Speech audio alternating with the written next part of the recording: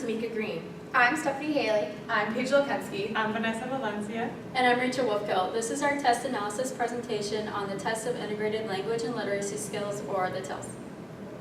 So our presentation is going to go over some general information, the purpose and the content of the TILS, the language domains, the description of items and the procedures used, some normative info, scoring, validity, reliability, and the practicality, strengths and weaknesses, and the overall evaluation of the assessment. The Test of Integrated Language and Literacy Skills, or TILS, was developed by Nicola Nelson, Elena Plant, Nancy Helm Estabrooks, and Jillian Holtz. It was published by Brooks Publishing Company in 2016. This assessment was designed to assess children and adolescents ages 6 to 18. The average time it takes to administer the TILS is 70 to 90 minutes, and it is a norm referenced assessment.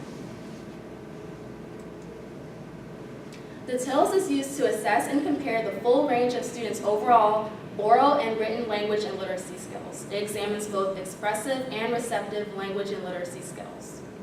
It is used to identify language and literacy disorders, document patterns of strengths and weaknesses, track changes in language and literacy skills over time through listening, speaking, reading, writing, and memory. The targets are students who are suspected of having primary language disorders, learning disabilities, specific reading disabilities, and other known diagnoses.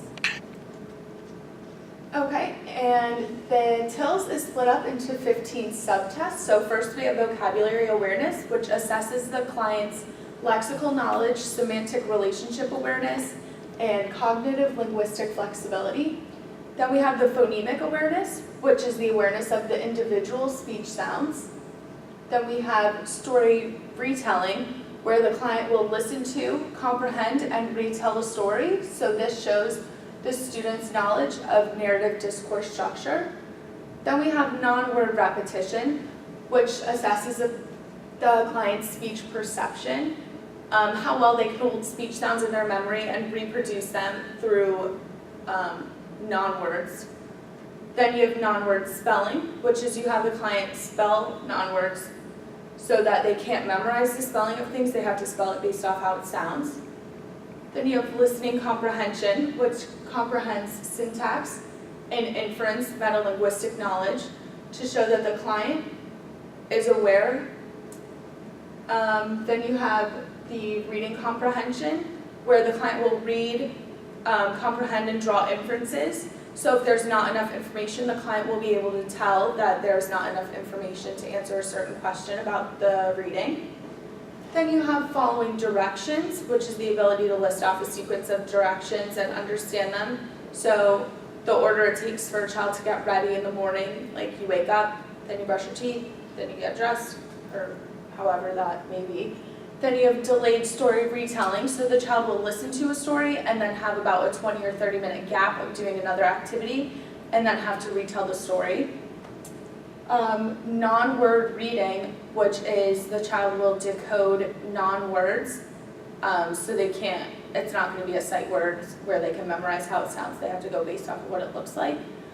Then you have reading fluency, which is the accuracy and automaticity, so no error, no repetition, hesitation, or self-correction through these readings. Then you have written expression, which the client will rewrite short, simple sentences to make them less choppy and sound more interesting and fluent.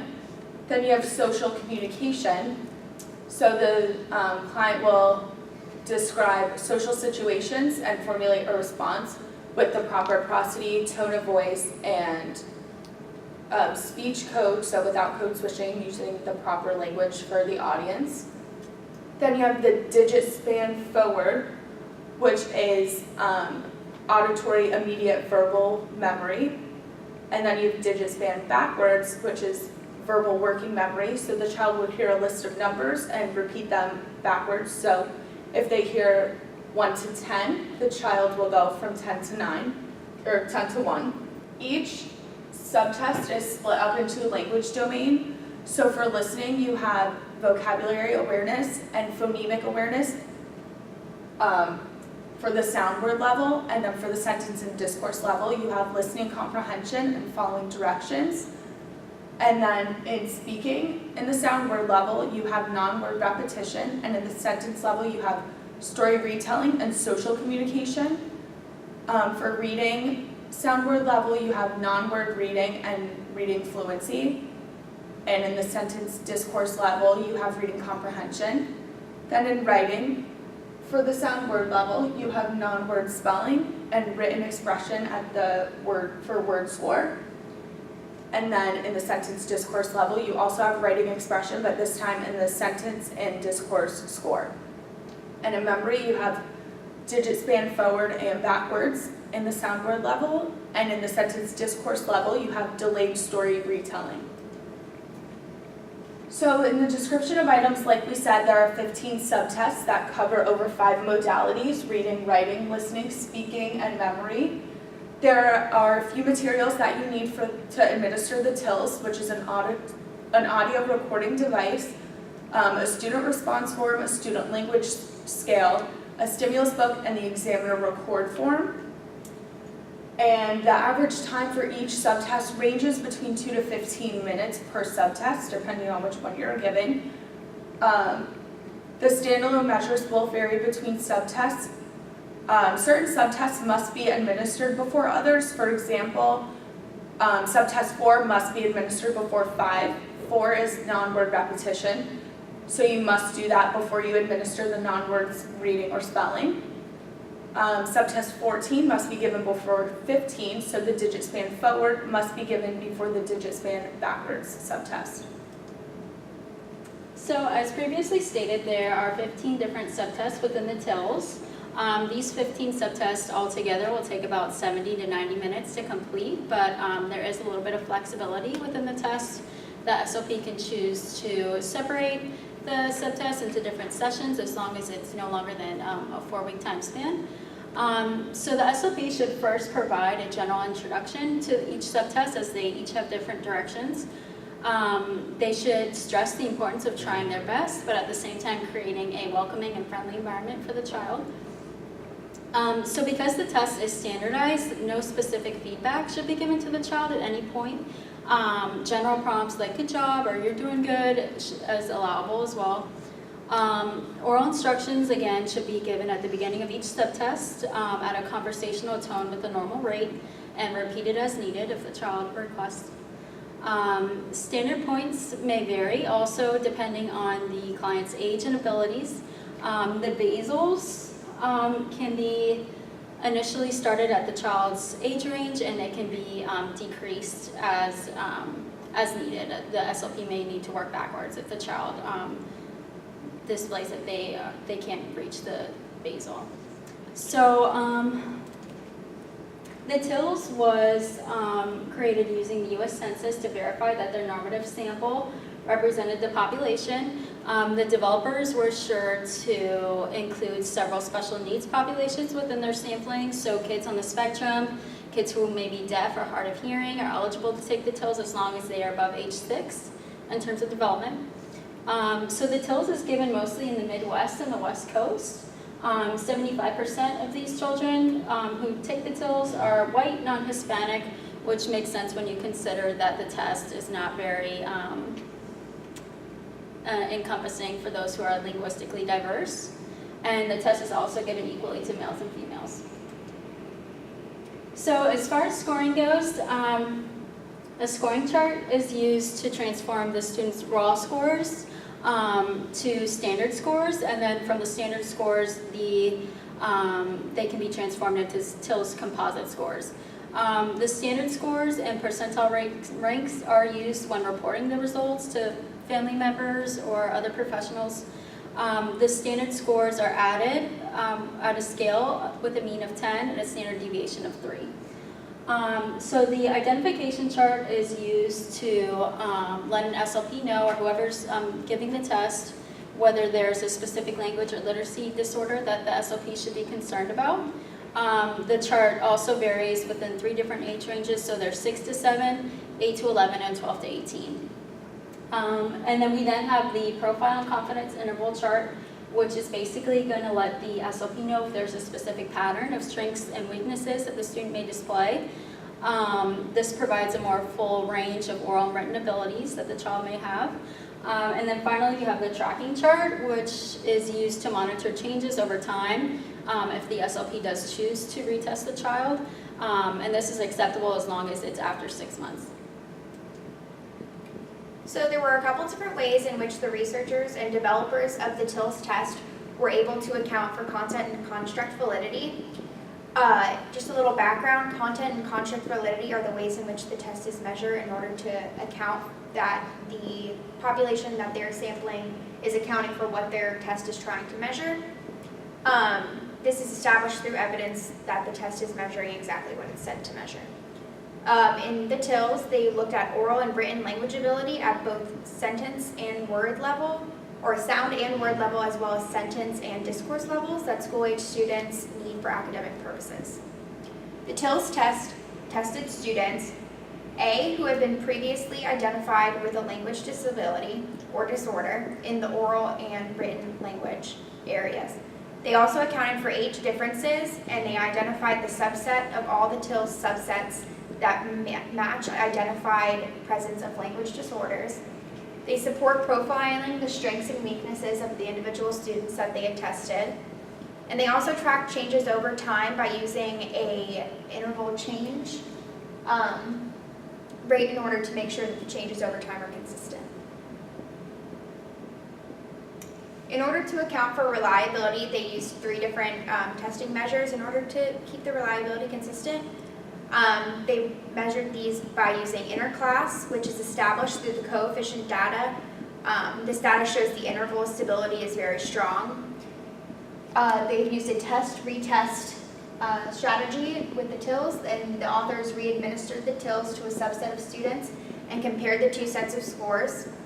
And they also had inter-rater reliability. This is when if you have one person administer the test and another person administer the test, the changes or the test results should be similar. And so during the test, the developers evaluated terms of whether they could be objectively scored. So some problematic items were revised or removed. So this addresses the final standardized version. Next, we're going to examine some of the practical features of the TILS. The TILS is a flexible test that is designed to work with your schedule.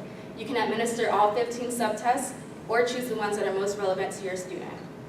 You can administer it in one 70 to 90 minute session, 2 1-hour sessions, or even 2 45-minute sessions. And you can even administer subtests in multiple sessions over several weeks. The typical time to administer this test is 90 minutes or less, depending on the student and the clinician. Students with impairments who pass fewer items may finish in less time. Students who take longer to reflect may take more time. Experienced clinicians are able to take less time to administer this test, which enables them to spend more time helping students in planning interventions. The TILS can be administered by different professionals and trained in individualized test administration. These can be speech-language pathologists or SLPs, special educators, reading specialists, learning disability specialists, neuropsychologists, and educational psychologists. Throughout our test analysis, we came across some strengths and weaknesses.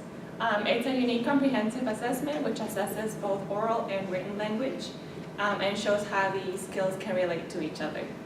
It also provides you with a manual for diagnostic accuracy based on age range and the development of language and literacy skills.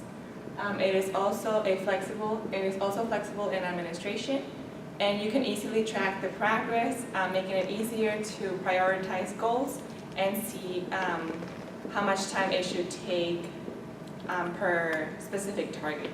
Some of the weaknesses that we came across is that it is not an engagement assessment test because it provides no visuals. The client should speak English natively, and if the client comes from a different cultural background than from the students who were included in the normative sample, they should also not be assessed by the TILS test. And if the client is above the age of 6 but is functioning developmentally below the age of 6, they should also not be assessed by the TILS test. We also found some additional information for while we were assessing the TILS test.